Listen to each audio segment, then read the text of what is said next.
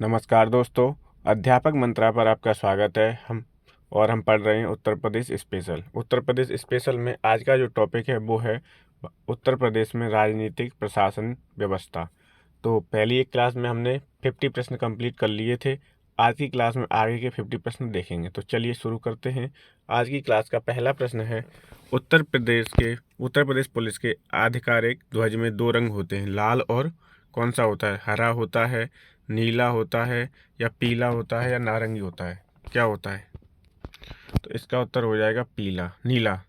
इसका उत्तर क्या हो जाएगा? नीला। और 51 का उत्तर हो जाएगा बी। क्या हो जाएगा? 51 का बी हो जाएगा। ठीक।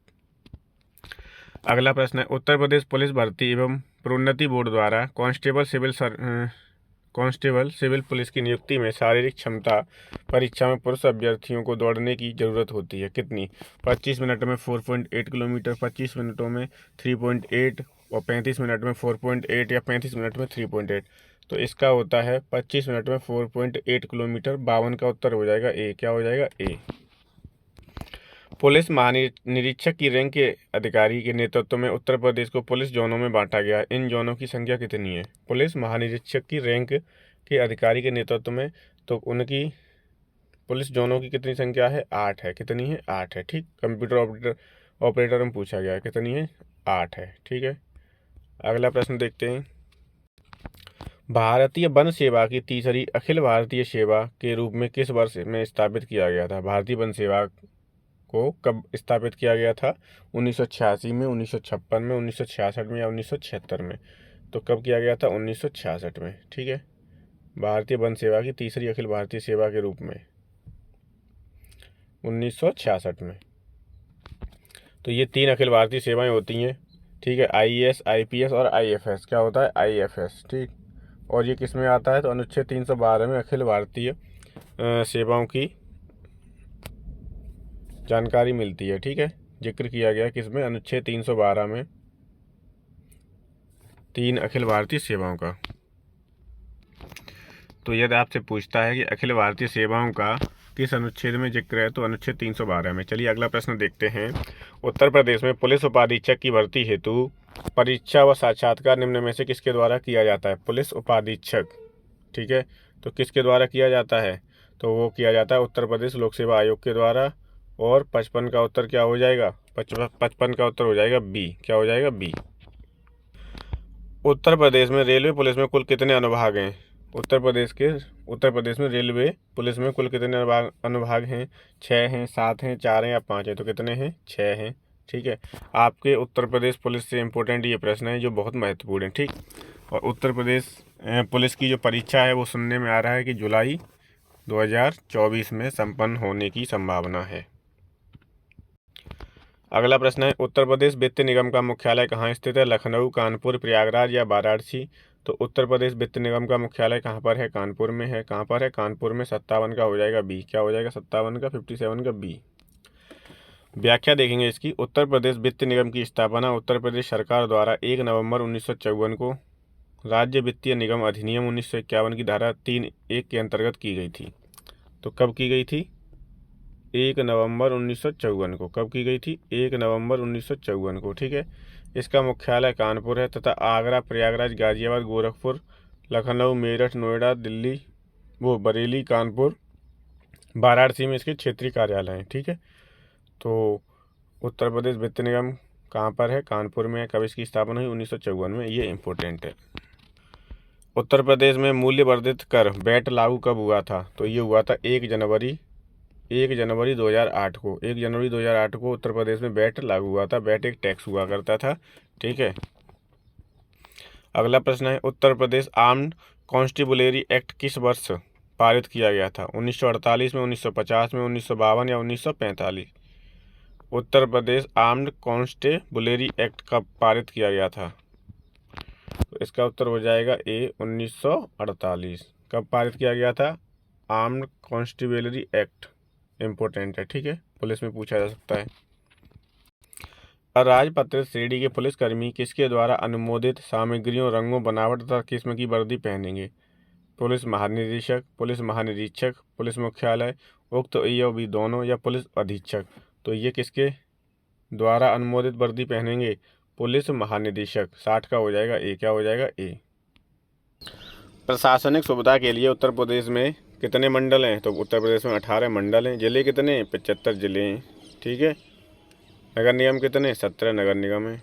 18 मंडल हैं, 17 नगर निगम में, 75 जिले हैं। तो 62 का उत्तर क्या हो जाएगा? 18 बी।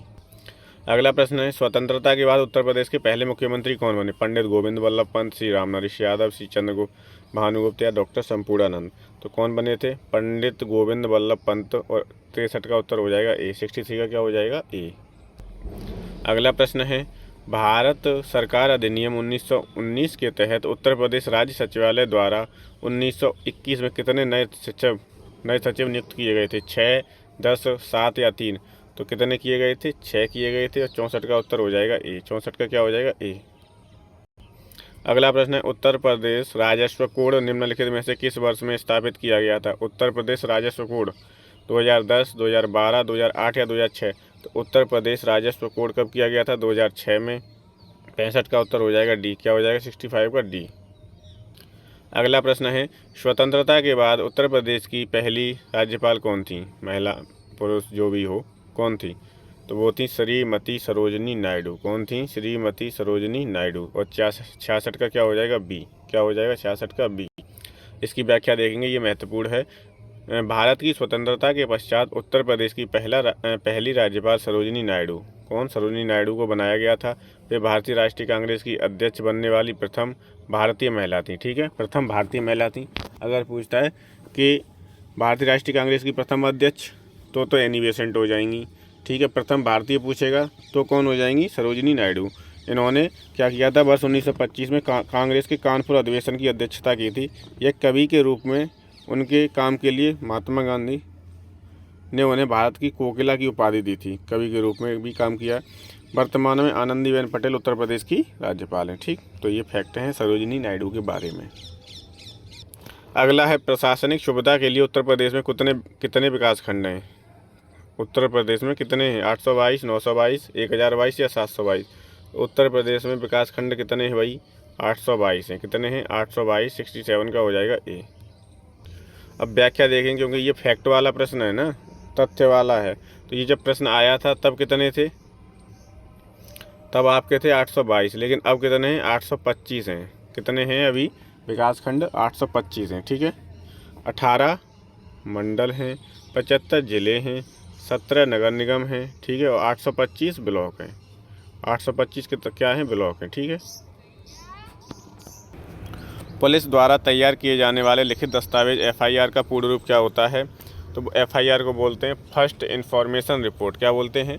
एफआईआर को फर्स्ट इन्फॉर्मेशन रिपोर्ट। तो 68 का हो जाएगा। क्या हो जाएगा? डी हो जाएगा। फर्स्ट इन्फॉर्मेशन रिपोर्ट बोलते हैं एफआईआर को। ठीक है। किसी जिले के भू राजस्व प्रशासन का प्रभारी मुख्य रूप से कौन होता है? कोई जिला है, उसका भू राजस्व शासन का प्रभारी कौन होगा? तो वो होगा जिला कलेक्टर। 69 का क्या हो जाएगा? सी हो जाएगा। कौन प्रमुख होता है? जिला कलेक्टर।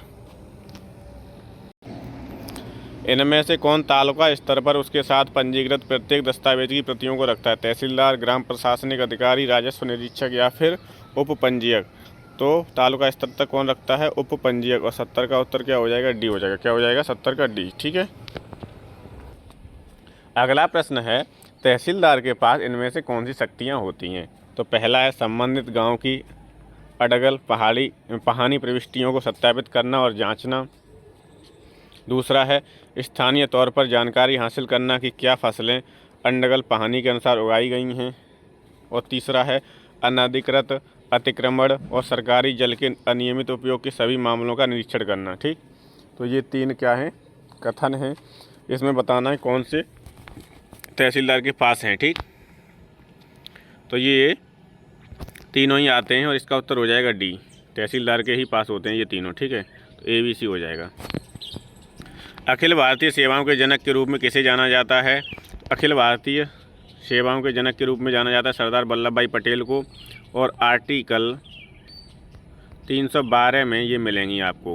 क्या? अखिल भारतीय सेवाएं किस में मिलेंगी? 312 में। ठीक, तो ये भी इम्पोर्टेंट है, याद रखना इसे। निम्नलिखित में से किस संगठन का नारा है सर्वत्र सर्वोत्तम सुरक्षा? सीमा सुरक्षा बल का, सिख लाइट इन्फेंट्री का, भारतीय वायुसेना का या फिर राष्ट्रीय सुरक्षा गार्ड का? तो ये नारा राष्ट्रीय सुरक्षा गार्ड का है। क्या है? सर्वत्र सर्वोत्तम सुरक्षा किसका है ये नारा? राष्ट्रीय सुरक्षा गार्ड का। 73 का हो जाएगा डी। क्या हो जाएगा? डी। व्याख्या देखेंगे, इम्पोर्टेंट संस्था है राष्ट्रीय सुरक्षा गार्ड, जिसे एनएसजी बोलते हैं, कि एक आतंकवाद रोधी इकाई है जो औपचारिक रूप से 1986 ईस्वी में संसद के एक अधिनियम राष्ट्रीय सुरक्षा गार्ड अधिनियम 1986 द्वारा अस्तित्व में आई थी। तो इसकी स्थापना कब हुई है? 1986 में। ठीक है। इसका नारा क्या है? सर्वत्र सर्वोत्तम सुरक्षा। और यह किसके काम अधीन कार्य करती है? तो गृह मंत्रालय के अधीन कार्य करती है। क्या करती है? एनएसजी कर्मियों को अक्सर ब्लैक कैट कमांडो के रूप में संदर्भित किया जाता है। तो एनएसजी की स्थापना कब हुई थी? 1986 में। कब हुई थी? 1986 में। उत्तर प्रदेश का संवैधानिक प्रमुख कौन होता है? जैसे देश का कौन होता है? राष्ट्रपति। तो उत्तर प्रदेश का कौन हो जाएगा? राज्यपाल। राज्य का कौन होता है? राज्यपाल। और केंद्र में कौन होता है? भारत का कौन है? राष्ट्रपति। ठीक है, ये संवैधानिक प्रमुख होते हैं। उत्तर प्रदेश में आयकर आयुक्त का पद सेवा में किसके बराबर है? जो उत्तर प्रदेश में आयकर आयुक्त का पद है वो किसके? जिला मजिस्ट्रेट के, अपर सचिव के, संभागीय आयुक्त या सचिव के, या अवर सचिव के? तो ये होता है संभागीय आयुक्त या सचिव के बराबर। 75 का क्या हो जाएगा? सी हो जाएगा। क्या हो जाएगा? सी। उत्तर प्रदेश में पुलिस रेंजों की संख्या कितनी है जिसमें प्रत्येक 2-4 जिले शामिल हैं? तो पुलिस रेंजों की संख्या कितनी है? 18 है। 76 का क्या हो जाएगा? 18। 76 का ए हो जाएगा। ठीक है। तो ये जो सीरीज चल रही है आपको पता ही है कि उत्तर प्रदेश पुलिस एग्ज़ाम के लिए बहुत ही इम्पोर्टेंट है, और हमारे जो भी उत्तर प्रदेश में एग्ज़ाम होते हैं उनके लिए है। लेकिन ये वाला जो क्लास है ये उत्तर प्रदेश पुलिस, क्योंकि इस तरीके के क्वेश्चन उत्तर प्रदेश पुलिस में पूछे जाते हैं। ठीक। अगला है, उत्तर प्रदेश में लगभग 18 प्रशासनिक मंडल हैं, लेकिन नीचे उल्लेख किए गए 4 मंडल में एक गलत मंडल को शामिल किया गया, उसे पहचानिए। सहारनपुर मंडल, गाजियाबाद मंडल, चित्रकूट मंडल और आजमगढ़। तो इसमें गाजियाबाद नहीं है। ठीक है। तो 77 का उत्तर हो जाएगा बी। क्या हो जाएगा? बी। उत्तर प्रदेश में कुल 18 मंडल हैं जिनकी सूची ये दी गई है। आप चाहें तो इसका स्क्रीनशॉट लेके एक बार सरसरी नज़र से देख सकते हैं, क्योंकि इनमें से पूछ लिया जाता है कौन सा मंडल है कौन सा नहीं है, तो इम्पोर्टेंट है ये। ठीक। उत्तर प्रदेश के किस शहर में भारतीय प्रौद्योगिकी संस्थान अवस्थित है? इलाहाबाद, बरेली, लखनऊ, कानपुर। तो आईआईटी कहाँ पर है? कानपुर में है। उत्तर प्रदेश में एक आईआईटी है, वो कहाँ पर है? कानपुर में। ठीक है। और एक आईआईएम है, वो कहाँ पर है? लखनऊ में। ठीक है, तो याद रखना है। उत्तर प्रदेश में कितने प्रशासकीय मंडल हैं? तो 18 मंडल हैं। ठीक है। जिले कितने? 75 हैं। नगर निगम कितने? 17 हैं। अच्छा, एक चीज़ और याद रखनी है कि उत्तर प्रदेश में जो मंडल हैं, संभाग हैं, जो कितने? 18 हैं।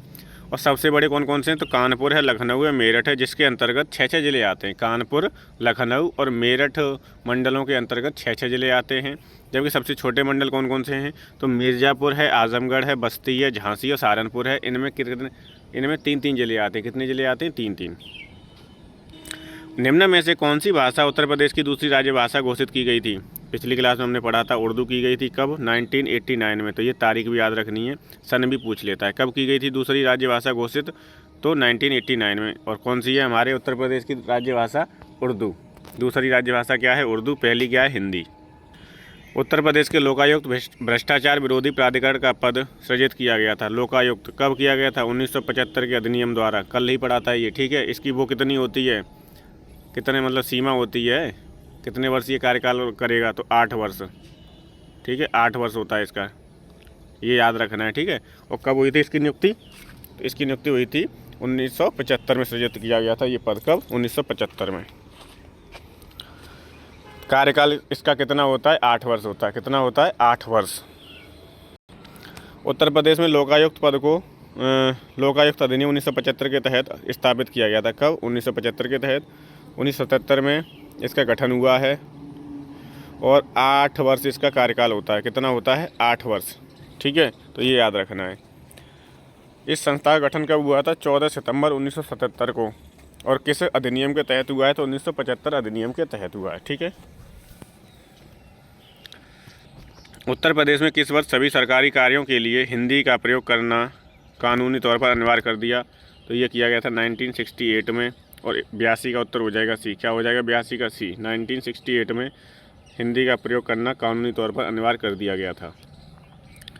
संयुक्त प्रांत का नाम बदलकर उत्तर प्रदेश में बदलने के बाद में इसका प्रथम राज्यपाल कौन था? तो पहले राज्यपाल कौन थे? संयुक्त प्रांत का नाम उत्तर प्रदेश में बदलने के बाद कौन थे पहले? तो वो थे सर होरमाज जी फिरोज शाह मोदी। कौन थे? सर होरमाज जी फिरोज शाह मोदी। 83 का उत्तर हो जाएगा क्या? ए हो जाएगा। 83 का क्या हो जाएगा? ए। यूपीएसआई में पूछा गया ये प्रश्न। ये जो फैक्ट है बहुत ही इम्पोर्टेंट है। संयुक्त प्रांत का नाम बदलकर उत्तर प्रदेश करने के बाद इस प्रांत के प्रथम राज्यपाल श्री होरमाज फिरोज शाह मोदी थे। इसमें पेरोसा लिखा है, ठीक है, चलो कोई बात नहीं। अब देखो, उत्तर पश्चिम प्रांत 1836, उसके बाद में उत्तर पश्चिम आगरा एवं अवध प्रांत 1877 से ये नाम पड़ गया। 1836 से कौन सा था? उत्तर पश्चिम प्रांत था। फिर 1877 से कौन सा पड़ गया? उत्तर पश्चिम आगरा व अवध प्रांत। और संयुक्त प्रांत आगरा एवं अवध कब पड़ा? 1902 में। संयुक्त प्रांत कब पड़ा? 1937 में। और उत्तर प्रदेश कब पड़ा इसका नाम? तो 24 जनवरी 1950 को। ठीक, तो ये इसके नाम हैं और कौन कौन सी सन में क्या क्या नाम थे ये दी गई है डेट। ठीक है, तो ये इम्पोर्टेंट है। नए राज्यों की तुलना में उत्तर प्रदेश में सबसे बड़ी शहरी प्रणाली है। Town and country planning department Uttar Pradesh 2017 के मुताबिक उत्तर प्रदेश में कितनी नगर पालिकाएँ हैं? तो कितनी है? 630 नगर पालिकाएँ। कितनी है? 630 नगर पालिकाएँ हैं। चलिए इसकी व्याख्या देखते हैं। 84 का उत्तर हो जाएगा ए। क्या हो जाएगा? ए। तो हमारे लिए नीचे वाली लाइन है वो इम्पोर्टेंट है। जैसे उत्तर प्रदेश में वर्तमान में उत्तर प्रदेश में 18 मंडल हैं, 75 जिले हैं, 350 तहसीलें हैं, 17 नगर निगम हैं, 457 नगर पंचायत हैं, 158 नगर पालिका हैं और 630 नगर पालिकाएँ हैं। 198 क्या है? नगर पालिका परिषद हैं और 630 नगर पालिकाएँ हैं। तो 630 इसका उत्तर सही है। अगला प्रश्न है, उत्तर प्रदेश की प्रथम महिला राज्यपाल श्रीमती सरोजिनी नायडू ने निम्नलिखित में से किस अवधि के दौरान कार्यभार संभाला था? तो इसका उत्तर हो जाएगा 1947 से 1949। कब कार्यभार संभाला था सरोजिनी नायडू ने? 1947 से 1949 के बीच में। ठीक, 85 का हो जाएगा बी। उत्तर प्रदेश ग्राम आबादी अधिनियम निम्नलिखित में से किस वर्ष पारित किया गया था? ग्राम आबादी अधिनियम 1947 में पारित किया गया था। कब? उत्तर प्रदेश ग्राम आबादी अधिनियम 1947 में पारित किया गया था। 86 का उत्तर हो जाएगा ए। 86 का क्या हो जाएगा? 1947। प्रशासनिक सुविधा के लिए उत्तर प्रदेश में कितने शहरी निकाय हैं? 1980, 1020 या 915? तो कितने शहरी निकाय हैं? 915 हैं। 87 का उत्तर क्या हो जाएगा? डी। उत्तर प्रदेश में कितने शहरी निकाय हैं? 915 हैं। ठीक है, व्याख्या में देख लेते हैं कि उत्तर प्रदेश में कितने 18 मंडल हैं, 4 संभाग हैं, 75 जिले हैं, 915 नगरीय निकाय हैं। ठीक है, 825 विकास खंड हैं। कितने विकास खंड हैं? 825। निम्नलिखित में से किस वर्ष में उत्तर प्रदेश में निःशुल्क और अनिवार्य शिक्षा के अधिकार नियम को लागू किया गया था? उत्तर प्रदेश में निःशुल्क और अनिवार्य शिक्षा के अधिकार को कब लागू किया गया था? 2014 में, 2010 में, 2011 में या 2005 में? तो 2011 में लागू किया गया था। कब किया गया था लागू? 2011 में। और 88 का उत्तर हो जाएगा सी। क्या हो जाएगा? सी।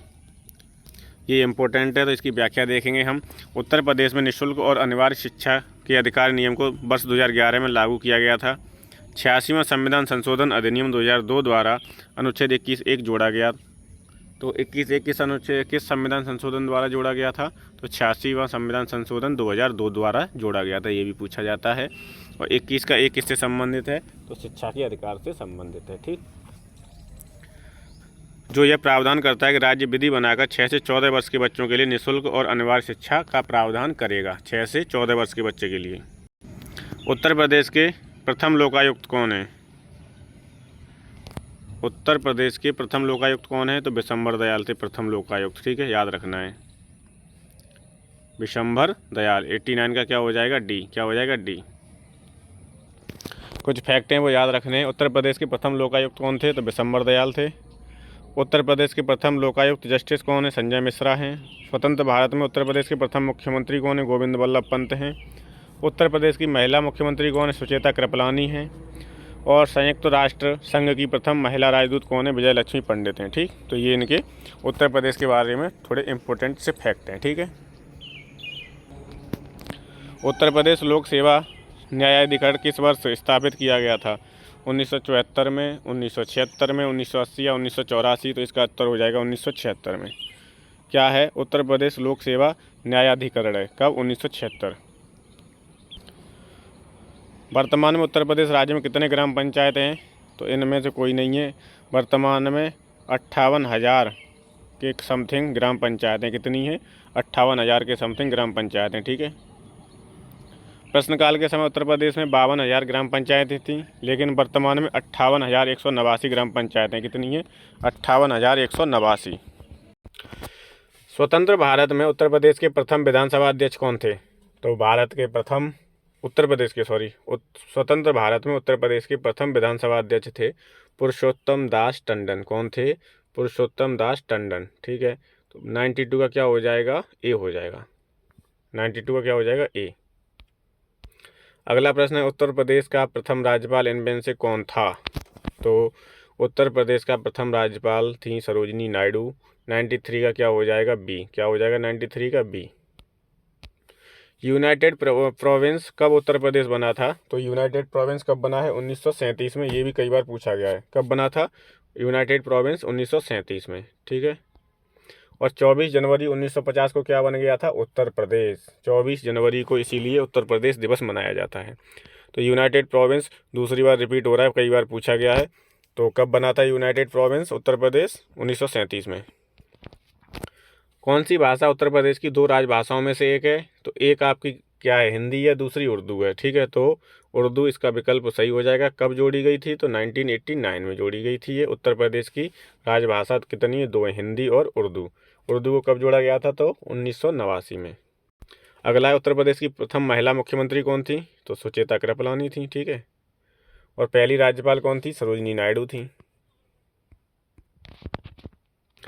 निम्न में से किसने उत्तर प्रदेश राज्य के राज्यपाल का पदभार कभी नहीं संभाला? तो वो हैं श्री चंद्रभानु गुप्ता, क्योंकि ये क्या रहे हैं? ये सीएम रहे, उत्तर प्रदेश के क्या रहे हैं? मुख्यमंत्री रहे।